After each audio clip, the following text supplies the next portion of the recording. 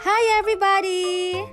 So ngayong hapon na to, magluluto tayo ng fishball sauce dahil kami ay nakapag-isip-isip na magmerienda ng fishball at jotdog.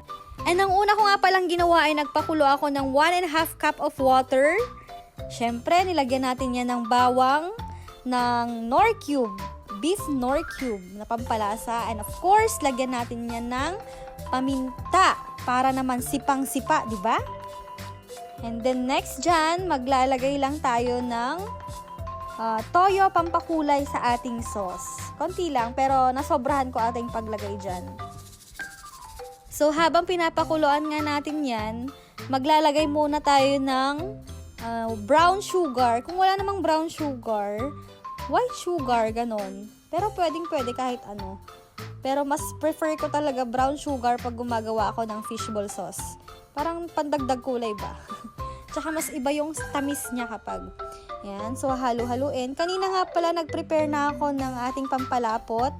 Gumamit ako ng all-purpose flour.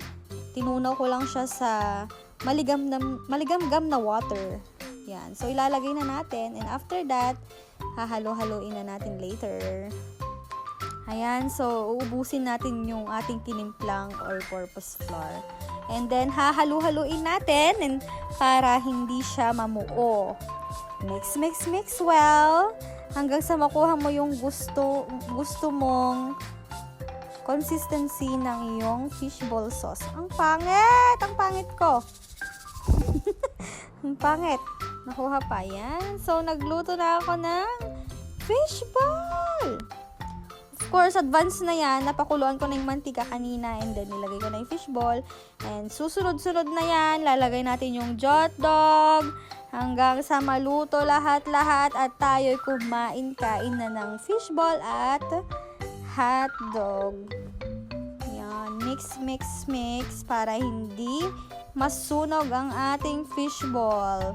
Yan na ang ating jotdog. Minix ko na kasi hindi na ako makapag-antay. Naluto ng ating sauce.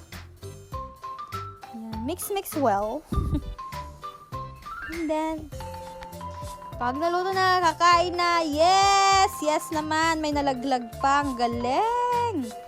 Yan. So, let's eat now. Yummy. So, yan ang ating ginawang fishball sauce. Sabi nila maalat daw, pero sa akin sakto lang. Kasi aminado naman na sobrahan ko yung toyo kanina. Bye guys! Thank you for watching. Bye!